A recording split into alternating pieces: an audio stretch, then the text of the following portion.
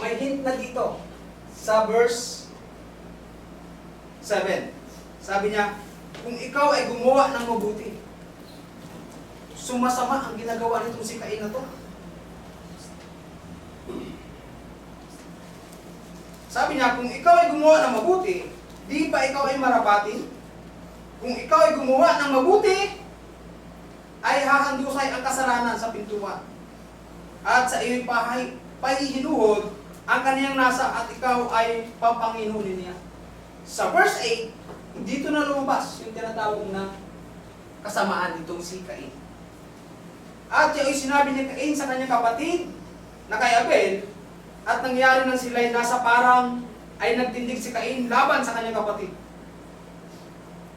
At siya'y kaniyang pinatay. See? Dahil hindi nilingap ng Diyos ang hain nito si Abel, so nagsero siya. Bakit siya nilingap naman? Bakit yung sa akin hindi? Dahil nga, sama-sama yung kanyang gawa. Dahil siguro, habang kinukuha niya yung prutas at mga gulay, hindi bukal sa loob niya doon sa paghandog sa Diyos. Bakit pa kasi ako sisimba nang umuulan? Bakit pa ako sisimba ba? Birthday ng kapitbahay ko Ano po? Sige na nga, sisimba na lang ako. Wala, hindi bukal sa yung puso na papasok ka doon sa church. Kung sa panahon natin, hindi, parang napilitan ka lang. Ano po? Tunay ba na talagang napakasama nito si Cain? May isa pong reference dito na nagsasabi sa 1 John chapter 3 verse 12. Titingnan natin kung gaano, kung talaga ba masama ang mga gawa ni Cain. 1 John chapter 3 verse 12. Ito po yung sabi. Sa 10, itataas natin sa 10 para mas luminaw. Dito nahahayag ang mga anak ng Diyos at ang mga anak ng Diablo. Ang sino mang hindi gumawa ng mabuti o katwiran ng Diyos, ulitin ko, dito nahayag ang mga anak ng Diyos at ang mga anak ng Diablo. Ang sino mang hindi gumawa ng katwiran ay hindi sa Diyos. Ni ang hindi gumawa ang umiibig sa kanyang kapatid. Ang sabi sa 11, sapagkat ito ang pasabing inyong narinig, buhat pa ng pasimula. So, Genesis, ang tinutukoy po dito, na kayo'y mag-ibigan sa isa't isa. Ang sabi sa 12, hindi gaya ni Cain, siya'y masama. Kung may Biblia po kayo, pwede nyo pong basahin.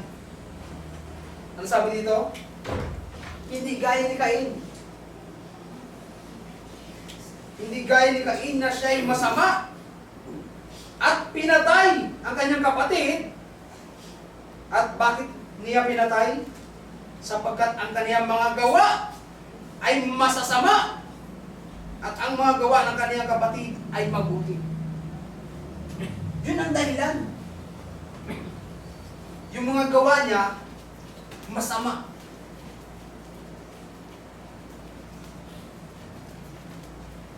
Hindi natin isipin, sa araw-araw ba gumagawa ko ng kasamaan? Masama ba yung inaasal ko sa kapwa ko araw-araw?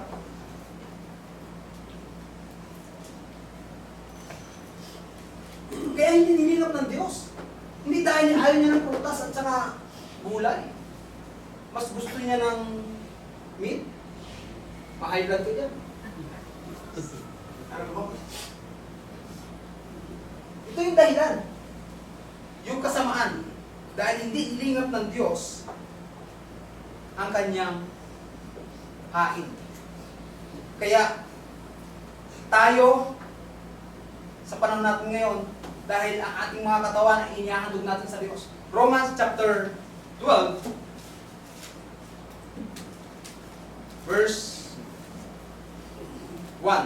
Kaya nga mga kapatid, ipinamamalit ko sa inyo, alang-alang sa kahabagan ng Diyos, na inyong iharap ang inyong mga katawan na isang haing buhay, banal, kaaya-aya sa Diyos na siya ninyong katampatan pagsamba.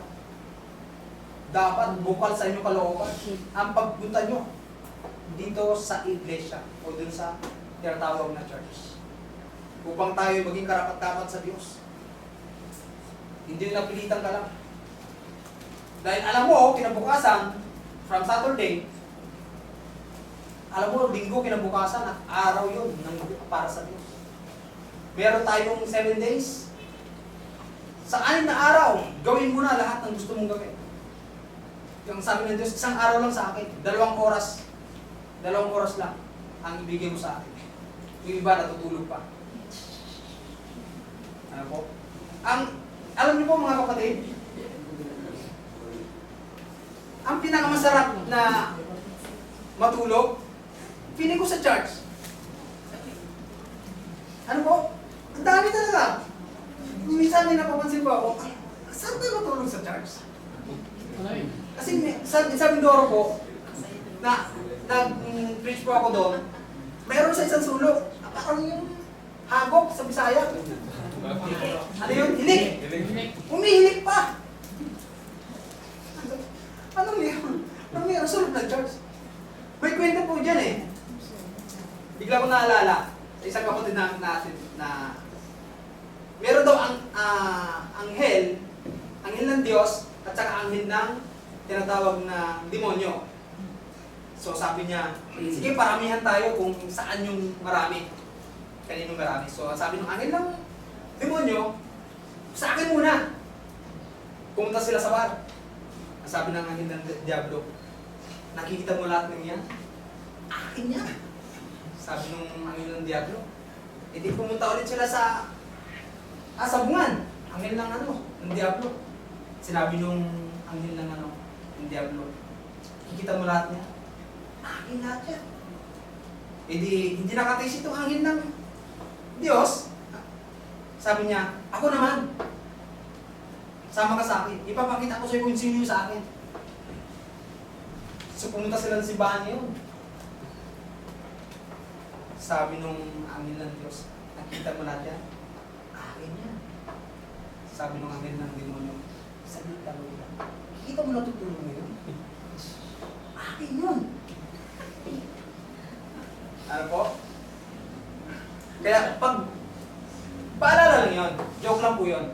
Paalala lang yun sa atin. Kasi, ang sinasabi ng Biblia po ay, tayo, ang sabi dito, 12:1. Kaya nga mga kapatid, ipinamamalit ko sa inyo na alang-alang sa kahabagan ng Diyos na inyong ating iharap ang ating katawan na isang haing buhay, banal, kaaya-aya sa Diyos na siya nating katampatan pagsamba. 2 oras lang tayo nandito. Hindi pa natin ibigay yung buo para sa Diyos. Ano po? Ibigyan natin dahil ang dami natin dapat pasalamatan. Sa pagkain, yung buhay lang sa umaga. Sobra. Kung wala ang Diyos, wala tayo. Yun lang isipin natin. Kung wala ang Diyos, wala tayo sa mundo nito. Yung sinasabi mo, pera mo, na nasa bank account mo, nasa bulsa mo ngayon, hindi sa'yo yan. Anytime pwede kunin ng Diyos. Siya ang lahat. Siya pong lahat. Wala nang iba. Diyos lang. Diyos ang may kontrol ng buhay. Diyos ang may kontrol ng lahat ng mga bagay sa mundo. Kung wala ang Diyos, wala tayong lahat.